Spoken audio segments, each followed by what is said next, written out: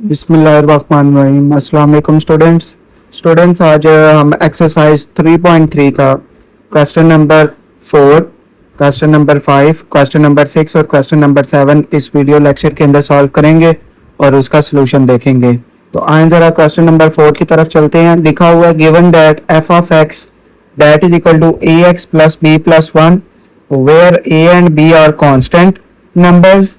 If f of 3 that is equal to 8 and f of 6 that is equal to 14, then find the values of a and b.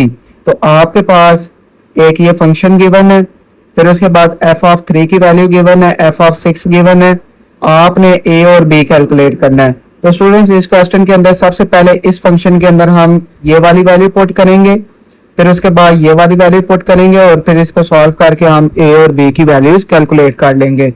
सबसे पहले function निकले। Function है आपके पास f of x that is equal to ax plus b plus 1। अब सबसे पहले आपने ये पुट करना है if f of 3 that is equal to 8। तो ये देखें इधर f के साथ x है, इधर f के साथ 3 है। इसका मतलब है यहाँ पे x की जो वैल्यू है आपके पास वो 3 है। तो जिधर भी इस फंक्शन के अंदर x नजर आ रहा है उधर 3 पुट कर दें तो यह आ जाएगा f of 3 that is equal to a into 3 plus b as it is आ जाएगा प्लस 1। यह आ गया students f of 3 that is equal to 3a plus b plus 1। अब यहाँ पे बच्चों अगर आप गौर करें तो f ऑफ 3 की वैल्यू गिवन है और f ऑफ 3 आपके पास इक्वल है 8 के। तो f ऑफ 3 की जगह पुट कर दें 8, तो यह आ गया 8 3a प्लस b प्लस 1। अब स्टूडेंट्स याद रखें a और b एक तरफ होने चाहिए और बाकी जो भी वैल्यूज है उनको एक तरफ कर लें कांस्टेंट नंबर। तो ये प्लस 1 है, इस तरफ आके माइनस 1 हो जाएगा। तो यह आ जाएगा 8 minus 1 that is equal to 3a plus b। अब स्टूडेंट्स 8 माइनस 1 करें तो आपके पास आंसर आ जाता है 7। तो यह आ गया 7 that is equal to 3a plus b। इसको तरतीब से लिख लें तो आपके पास ये फॉर्म बन जाएगी that is 3a plus b that is equal to 7। इसको नाम दे लें इक्वेशन नंबर 1 का। अब स्टूडेंट एक दफा f of 6 that is equal to 14 put कर लें इसी इक्वेशन में। तो मैं यहाँ पे ना दरमियान में डॉटेड लाइन लगा लेता हूँ। अब फंक्शन दोबारा से आपके पास वही है that is f of x that is equal to ax plus b plus 1। अब आपने पुट करना है f ऑफ 6। तो इधर लिखें if f of 6 that is equal to 14। अब देखें इधर x है इधर 6 है तो x की जगह 6 पुट कर लें तो यह आपके पास आ जाएगा f of 6 that is equal to a। x की जगह आपने 6 पुट करना है तो ये 6 आ गया प्लस b प्लस 1। अब स्टूडेंट देखें f ऑफ 6 की वैल्यू आपके पास 14 है तो इधर 14 पुट कर लें। a को 6 के साथ मल्टीप्लाई करें तो 6a प्लस b प्लस 1। अब स्टूडेंट्स कांस्टेंट नंबर को दूसरी तरफ ले जाएं तो ये प्लस 14 इस तरफ आके माइनस 1 हो जाएगा। प्लस 14 एज इट इज आ गया that is equal to 6a plus b। 14 minus 1 करें तो आंसर आ जाएगा 13 that is equal to 6a plus b। तो इसको तरतीब से लिख लें आपके पास ये वैल्यू आ जाएगी 6a plus b that is equal to 13। तो इसको नाम दे लें स्टूडेंट्स इक्वेशन नंबर 2 का। अब स्टूडेंट्स आपने ये काम करना है कि आपने इक्वेशन नंबर 1 और 2 को बड़े ध्यान से देखना है और ये देखना है कि आपके पास कौन सी ऐसी सेम वैल्यूज हैं जो कि बिल्कुल सेम है। अगर आप गौर करें तो ये 3a है, ये 6a है, ये b है और ये आपके पास b है। तो b और b दोनों इक्वेशन में सेम है। तो अगर आप गौर करें इन दोनों इक्वेशंस को मैं माइनस करूं ना तो ये b और b आपस में क्या हो जाएंगे कैंसिल। तो लाजमी तौर पर या a को कैंसिल कर लें या b को कैंसिल कर लें। अगर दोनों में से एक वैल्यू कैंसिल हो जाएगी तो दूसरी आपके पास वैल्यू कैलकुलेट हो जाएगी। तो इस तरह अब जरा देखें इक्वेशन नंबर 1 और 2 के ऊपर दोबारा से गौर करें। b और b सेम है तो मैं अगर दोनों इक्वेशन को माइनस कर लेता हूँ एक दूसरे के साथ सब्ट्रैक्ट कर लेता हूँ तो ये b और b कैंसिल हो जाएगा। तो इधर लिख लें सब्ट्रैक्टिंग इक्वेशन 1 एंड 2। इक्वेशन 1 और 2 को सब्ट्रैक्ट कर लें। इक्वेशन 1 में आपके पास that is equal to 3a plus b that is equal to 7 और इधर से आपको ये सेकंड इक्वेशन नजर आ रही है 6a plus b that is equal to 13। Students जिसके साथ कोई साइन नहीं होता उसके साथ प्लस का साइन है। अब इनको सब्ट्रैक्ट करना है तो याद रखें ये नीचे वाले तमाम साइन चेंज हो जाएंगे। प्लस है तो माइनस, प्लस है तो माइनस, और ये प्लस 13 है तो ये आ जाएगा -13। तो स्टूडेंट्स ये +3 है और ये -6 है, तो 3 - 6 आपके पास आंसर आ जाएगा -3 और साथ ये a एज इट इज आ जाएगा। तो लिख ले -3a। ये प्लस b और माइनस b आपस में कैंसिल हो जाएंगे। अब ये स्टूडेंट्स +7 है और ये -13 है, तो +7 और -13 करें, +7 और -13, तो स्टूडेंट्स आपके पास आंसर आ जाएगा -6। तो इधर लिख ले -6। अब a के साथ -3 मल्टीप्लाई हो रहा है, दूसरी तरफ जाके डिवाइड हो जाएगा, तो a that is equal to -6 divided by -3। तो ये माइनस और माइनस आपस में कैंसिल, 3 1 3 3 2 6। आपके पास a की वैल्यू कैलकुलेट हो चुकी है और ये आपके पास आ गया 2। अब स्टूडेंट्स आपका दिल करता है ये जो a की वैल्यू आई है इसको इक्वेशन नंबर 1 में पुट कर लें, इक्वेशन नंबर 2 में पुट कर लें। तो अब मैं इसको स्टूडेंट्स इक्वेशन नंबर 1 में पुट करने लगा हूं, तो इधर लिख लें putting value of a in equation 1। Equation 1 के अंदर जरा पुट करेंगे, देखें 3a लिखा हुआ है तो a की जगह ये वैल्यू पुट कर लें, दैट इज 2। फिर उसके बाद ये प्लस b नजर आ रहा है, b लिख लें, that is equal to 7। 3 2 6 plus b that is equal to 7। और स्टूडेंट्स ये +6 है, दूसरी तरफ आके -6 हो जाएगा, तो ये आ जाएगा b that is equal to 7 - 6। तो 7 में से 6 को माइनस कर लें तो आपके पास आंसर आ जाएगा b that is equal to 1। तो ये आपके पास a और b की वैल्यू कैलकुलेट हो गई है। a की वैल्यू आपके पास आ गई है 2 और b की वैल्यू आपके पास आ गई है। तो ये स्टूडेंट्स हमने a और b की वैल्यू कैलकुलेट करनी थी, तो सबसे पहले मैंने इस क्वेश्चन के अंदर फंक्शन लिखा, एक दफा f(3) पुट कर लिया, सॉल्व कर लिया, इक्वेशन नंबर 1 आ गई। फिर उसके बाद एक दफा स्टूडेंट्स मैंने f(6) लिखा, इस फंक्शन के अंदर पुट किया, आपके पास ये इक्वेशन आ गई, 2 इक्वेशन आई। अब देखना था दोनों में आपके पास b सेम है, तो ये तब कैंसिल होंगे जब आपके पास दोनों को सब्ट्रैक्ट करेंगे। हमने दोनों इक्वेशंस को सब्ट्रैक्ट किया और सब्ट्रैक्ट करके आपके पास a की वैल्यू आई। a की वैल्यू आप चाहे इक्वेशन नंबर 1 में पुट करें या 2 में पुट करें, मैंने इक्वेशन नंबर 1 में पुट करके b की वैल्यू निकाली और इस तरह मेरे पास a की भी वैल्यू आ चुकी है। और लिखा हुआ है given that g of x that is equal to ax plus b plus 5। सबसे पहले आपके पास फंक्शन गिवन है where a and b are constant numbers.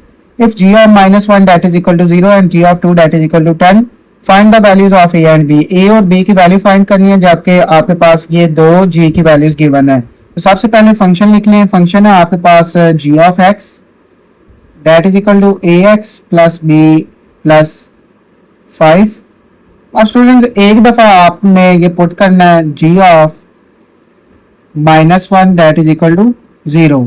तो इधर x है, इधर -1 है, इसका मतलब x की वैल्यू आपके पास -1 पुट करनी है आपने, तो यह आ जाएगा g of -1 that is equal to a, x की जगह पुट कर ले -1 प्लस b प्लस 5। बच्चों g ऑफ -1 की वैल्यू आपके पास है 0, तो ये 0 पुट कर लें। a को -1 से मल्टीप्लाई करेंगे तो आंसर आ जाएगा -a plus b plus 5। Constant numbers को एक तरफ कर लें, +5 है, दूसरी तरफ आके -5 हो जाएगा, तो यह आ जाएगा -a प्लस b। तो इसको जरा तरतीब से लिख लें, तो यह आ जाएगा -a plus b that is equal to -5। इसको नाम दे लें इक्वेशन नंबर 1 का। अब स्टूडेंट्स एक दफा पुट कर लें g of 2 that is equal to 10 in this function. तो फंक्शन है आपके पास g of x that is equal to ax plus b plus 5। अब लिख लें if g of 2 that is equal to 10।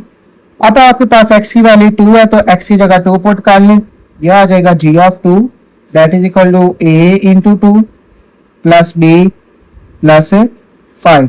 तो g ऑफ 2 आपके पास इक्वल है 10 के, तो g ऑफ 2 की जगह पुट कर लें 10 that is equal to 2a plus b plus 5।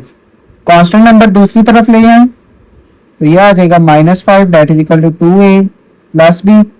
तो 10 में से 5 को माइनस करें तो स्टूडेंट्स आंसर आ जाएगा 5 that is equal to 2a plus b। तो इसको तरतीब से जरा लिख लें, तो आपके पास ये फॉर्म बन जाएगी 2a plus b that is equal to 5। इसको नाम दे लें इक्वेशन नंबर 2 का। अब दोबारा से इक्वेशन 1 और 2 के अंदर गौर करें। ये स्टूडेंट्स माइनस ए है, ये 2a है, इन दोनों के कोफिशिएंट्स अलग है।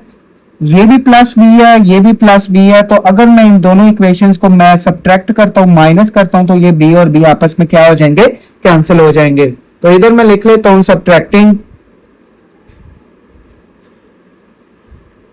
Subtracting equation 1 and equation 2।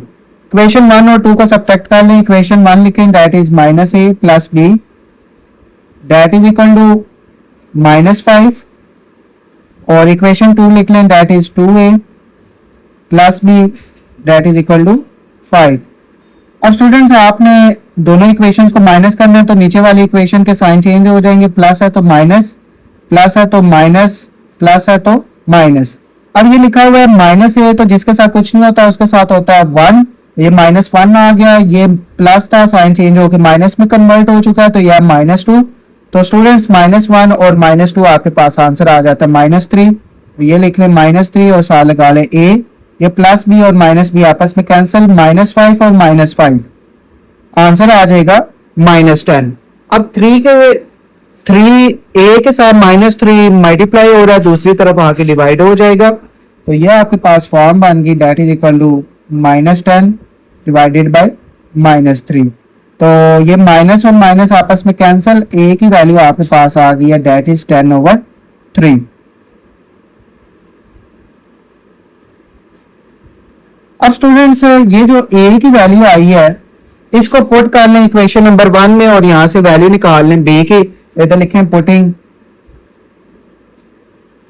Value of A in equation 1। Equation 1 में पुट करें, ये माइनस एज इट इज आ गया। ए की वैल्यू आपके पास है 10/3, लिख लें 10/3। ये प्लस है तो प्लस लगा लें, साथ बी है दैट इज इक्वल टू -5। अब स्टूडेंट्स -10 दूसरी तरफ जाके प्लस 10/3 हो जाएगा, इधर बाजेगा B that is equal to -5 plus 10/3। अब यहाँ पे आपने एलसीएम लेना है, तो याद रखें ये आपके पास वैल्यूज दूसरी तरफ जाके, ये माइनस थी तो दूसरी तरफ जाके होगी प्लस 10/3। यहाँ पे एलसीएम लेना है, तो जिसके नीचे स्टूडेंट्स कुछ नहीं होता उसके नीचे होता है 1। ये आ गया B that is equal to LCM आ जाएगा 3।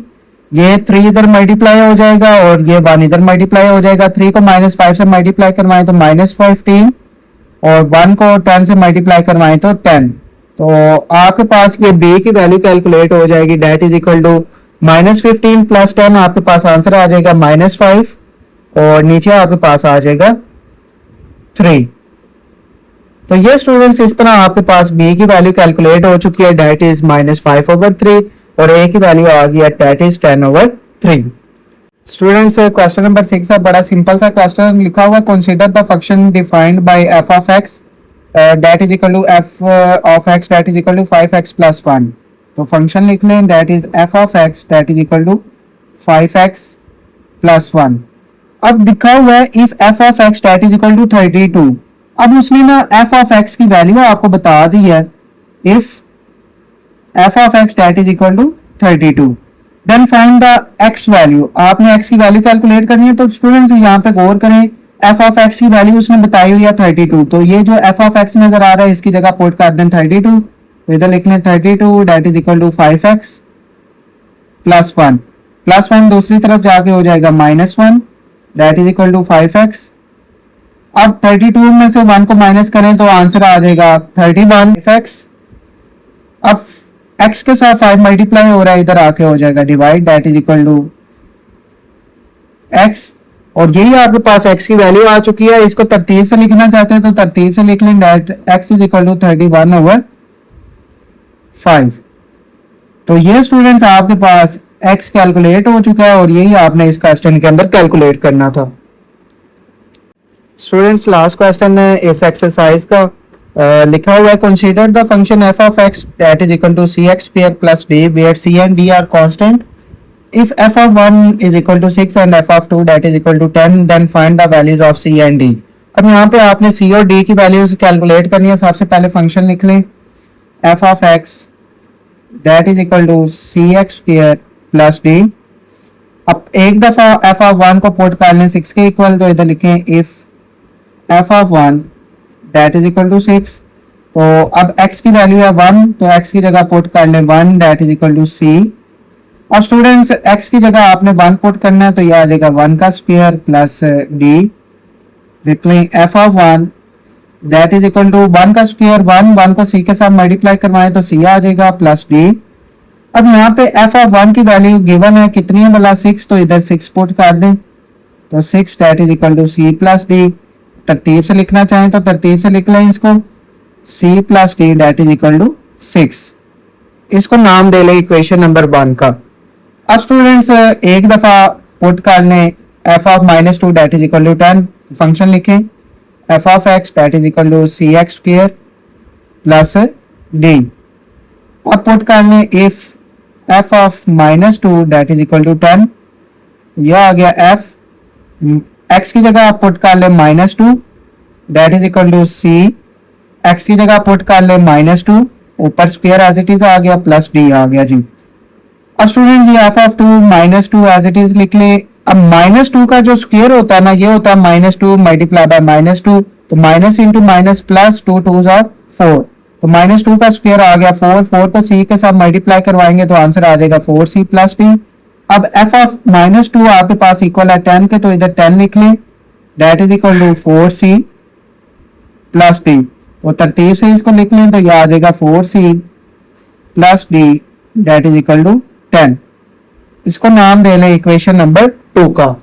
अब इक्वेशन नंबर 1 और 2 के ऊपर अगर आप गौर करें ना ध्यान से, तो यहाँ पे c का कोफिशिएंट 1 है और वैल्यूज डिफरेंट है, इधर भी d है और इधर भी d है, दोनों प्लस के हैं। अगर दोनों को माइनस कर देता हूँ दोनों इक्वेशंस को, तो ये d और d आपस में कैंसिल हो जाएंगे और c की वैल्यू कैलकुलेट हो जाएगी। तो इधर लिख लें subtracting equation 1 and equation 2। Equation 1 और 2 को सब्ट्रैक्ट करें जी। सबसे पहले लिख लें equation 1 that is c plus d that is equal to 6, और इक्वेशन नंबर 2 है that is 4c plus d that is equal to 10। अब सब्ट्रैक्ट कर रहे हैं तो साइन चेंज कर लें, प्लस है तो माइनस हो जाएगा, प्लस है तो माइनस हो जाएगा, ये प्लस है तो माइनस। अब जिसके साथ कुछ नहीं होता उसके साथ होता है 1, और ये है -4, तो 1 - 4 करेंगे तो आंसर आ जाएगा -3। तो लिख लिए -3c, ये आपस में cancel that is equal to +6 और -10, आंसर आ जाएगा स्टूडेंट्स आपके पास -4। अब c के साथ -3 मल्टीप्लाई हो रहा है, दूसरी तरफ जाके डिवाइड हो जाएगा, यह आ जाएगा -4 ओवर -3, ये माइनस और माइनस आपस में कैंसिल, c की वैल्यू आपके पास आ चुकी है दैट इज 4/3। अब स्टूडेंट्स ये जो c की वैल्यू आपके पास आई है इसको पुट कर लें इक्वेशन नंबर 1 में। इधर लिख लें putting value of c in equation 1।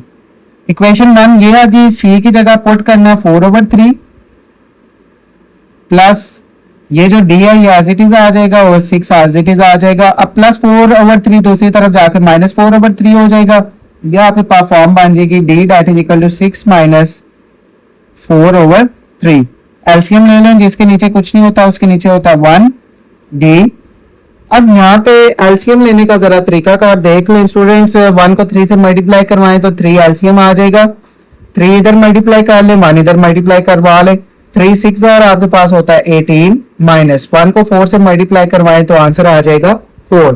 अब 18 - 4 करेंगे d that is equal to 14, और नीचे आपके पास ये जो 3 आ रहा है ये एज इट इज आ जाएगा।